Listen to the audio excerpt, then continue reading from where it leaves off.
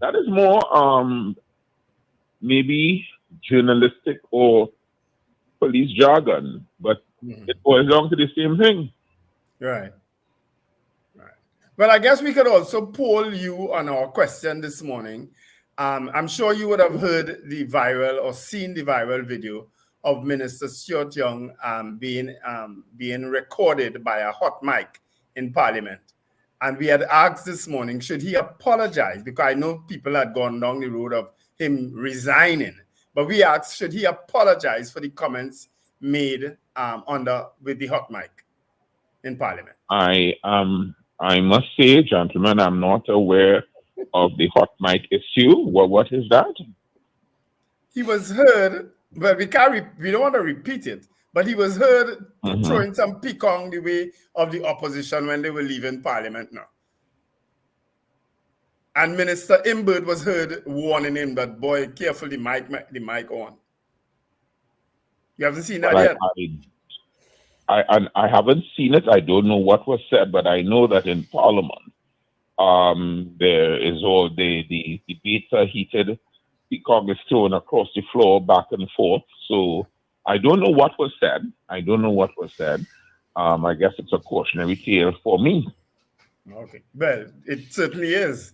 7:17. Good morning, Minister Scott. We don't have much time, so let's get straight into the meat. There's another report, sadly. First of all, your thoughts on the two officers being charged last week for murder and misbehavior in public office. I followed that very closely. Because it's a matter before the courts, I would be very circumspect with my thoughts. But what I can say, if you analyze it, one, it is very unfortunate. We understand the concept that they are innocent until proven guilty, so I make no pronouncement in that regard. What I can say, however, gentlemen, and you may have to, you may actually be forced to agree with me, that the response of the police service was robust, timely, and incisive. Within a week, persons were brought before the courts, and that is a step in the right direction.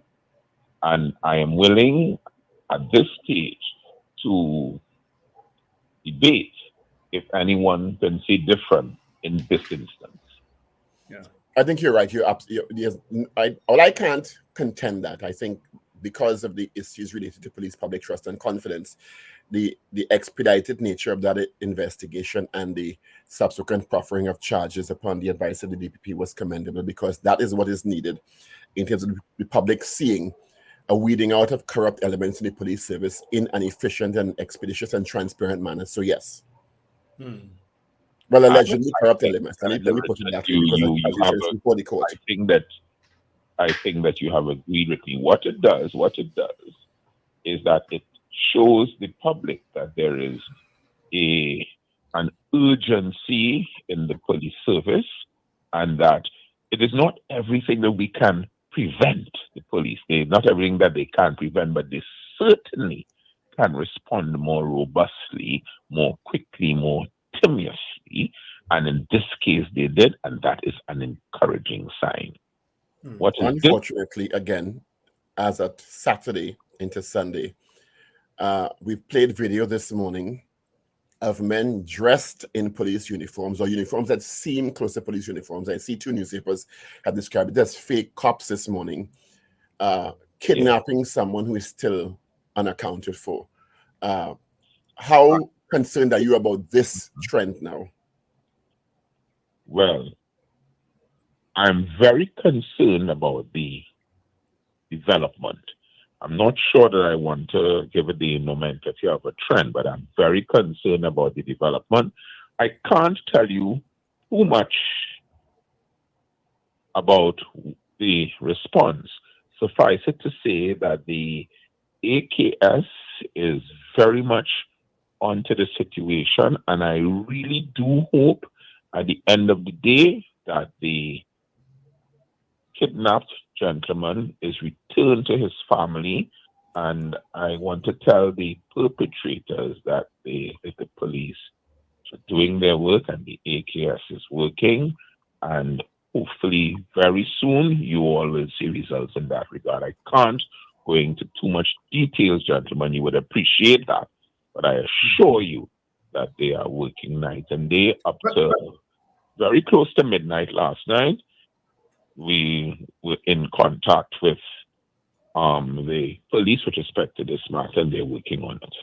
Well, Minister, shouldn't we also, as a consequence, and we are happy to hear that the AKS, they're working diligently to bring about positive results. But shouldn't we also hear from the TTPS concerning this alarming development in terms of alerting citizens?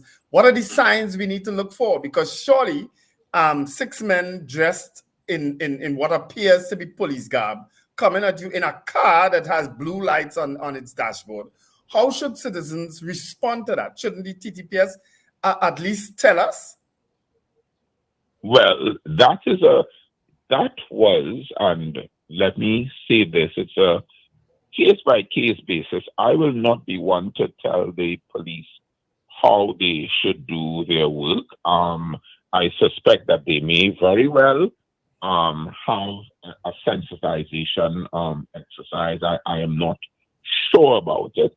I am not sure that that is one that could have been planned for, so to speak. There maybe it is now the time where people may have to keep their doors closed in situations like that. Call a police station. I don't know, but that is something that the police service has to do if they see it necessary. And what we don't want to do is to sensationalize it to the point where there are copycats. You know, we are the land of the mimic men sometimes in terms of the criminal element, and someone may want to copy that and do it over. And we have to be careful. We have to be sophisticated. But I can tell you, as it relates to a response, that there is a response. I mean, Minister Scotland, you stop short of wanting to use the nomenclature of trend. On one hand, where kidnappings are concerned, we had all but eliminated kidnappings for a number of years, thank God, in this country. And according to the newspaper report yesterday, we've already at 18 for ransom this year, which is a marked increase from last year. So that is an upward trend, one. And two of the newspapers last week documented the discovery by police of uniforms and other police insignia, which was seized by criminal elements, more than likely going to perpetrate crimes dressed as police officers. So that is another trend. So I don't know how you can say it's not a trend, one, because it's people are seeing it, and to when there's question, as a member of the public, you have to comply with the lawful instructions of an officer. Senator Richards, I can say it's not a trend because I will not want to label it a trend. I did say development, so you give me a little credit for that, but I am not saying it's a trend. But what I am, and I have said that it's a development. What I want to say is, and what I have said is that the response will come from the police as it relates to sensitization, because that's, I think, the question that was posed by Mr. Stevens. I'm saying that the police will do that, but in the meantime, the robust response is what is necessary to this, because I don't think that we could have budgeted for this, no pun intended, but we are certainly going, and the police is certainly going to respond to this development. Certainly. Well, I would like, pardon? No, I was just saying that I hope the response is not like the one that they gave concerning the use of the police car in dropping off 2 men who were later arrested with guns. I hope that's not the kind of response we get from the TTPS again. I was alerted to that. You give persons, you hear the response, you take it in the context, you make a common sense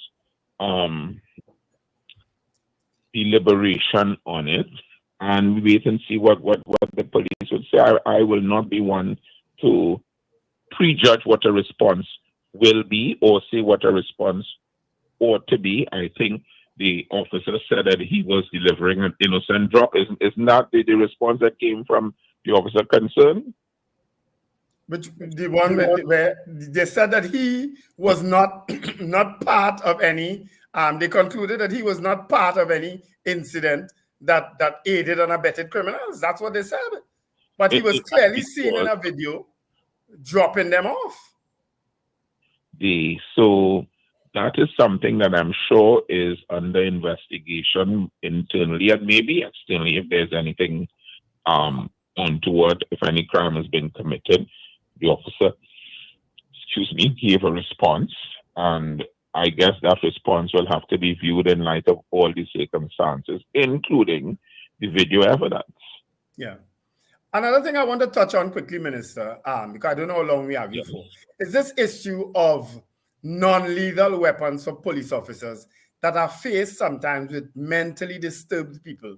Because we had an incident, and not for the first time, where police officers offloaded bullets on a young man who was having an episode, a mental episode. He is now dead. He had no weapon on him. He was probably just acting irrational and saying things and charging at them. And he was shot to his chest and subsequently died. This is not the first time, as I said, we have had incidents like this. And we've spoken ad nauseum about non-lethal weapons for police officers. Can we expect to hear a statement on that?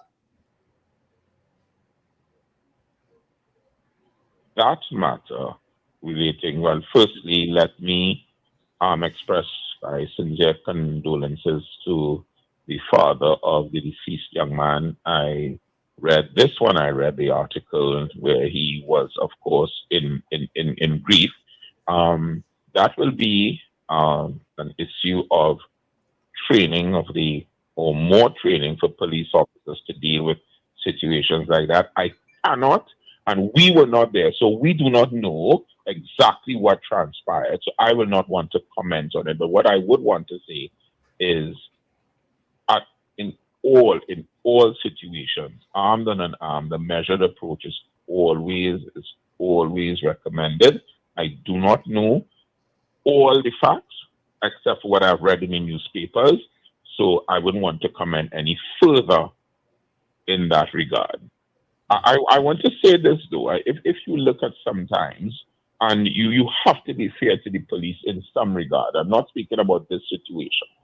In other situations, gentlemen, you would agree with me that the criminals are not using non-lethal weapons, In fact, they're using weapons which, when they press the trigger, normally you will have a 9mm or a Beretta, so when you press, you have a chance to reload or whatever the bullet goes into the chamber.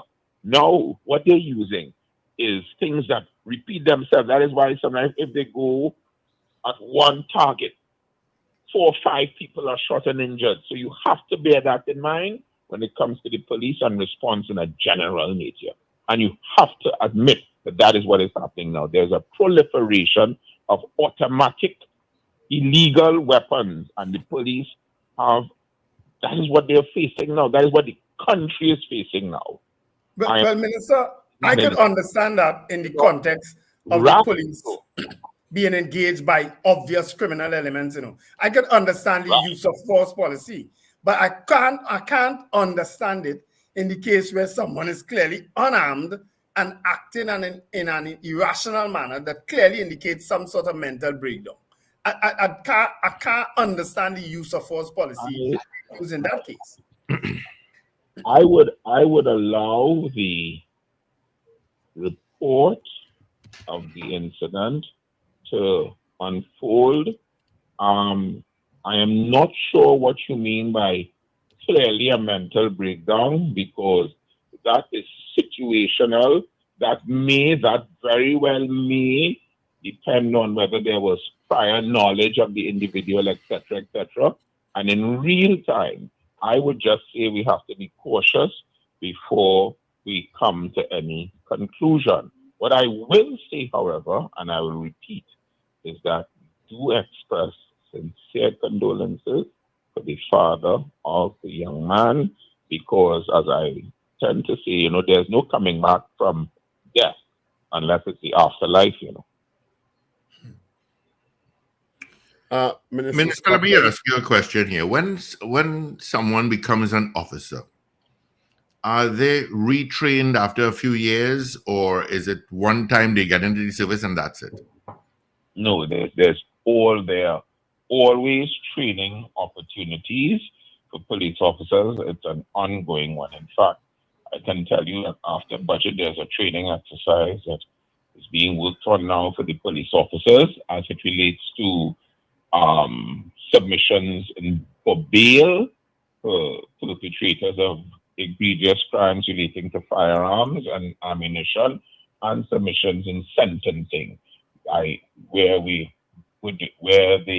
police, they are police informants, meaning the officer who brings the charge, we have a say with the prosecutor in terms of what is the views of the complainant as it relates to a sentence for certain offenses.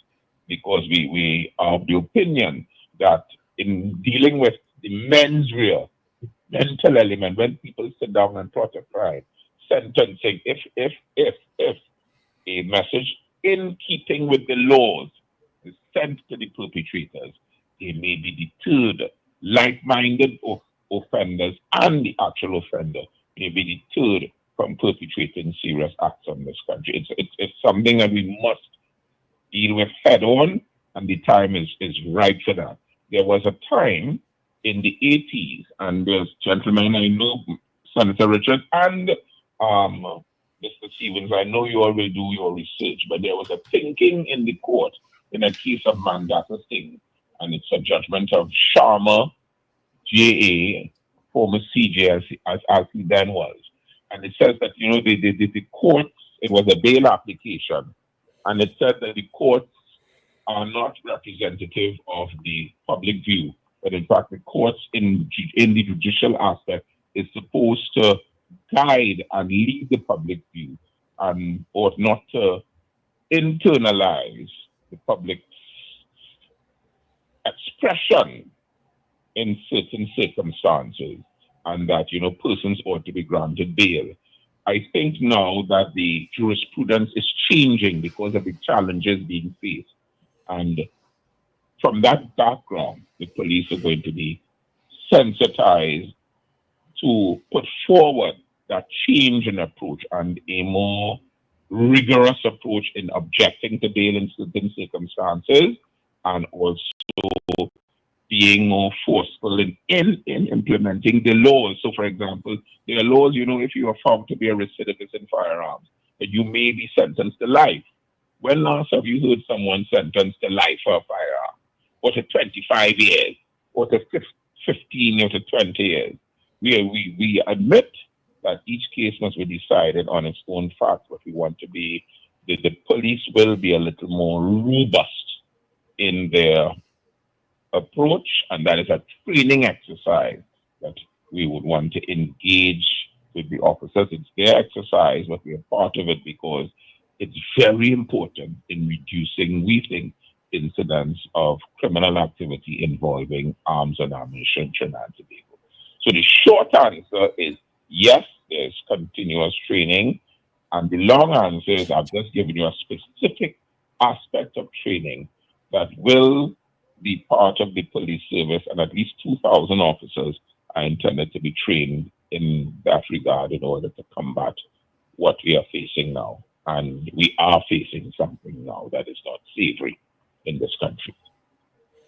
Minister, before you go, just switching gears, as someone who is an elected MP and now a senior cabinet member, can you share any information with us as to why the PNM convention and internal election was cancelled? No, and let me immediately say, in fact, I am not a senior cabinet member. If you have been the most recently appointed, so I would be most likely junior cabinet member. If you take the recency of my appointment, I will not fall for that beat, Senator. You are asking the wrong person that question.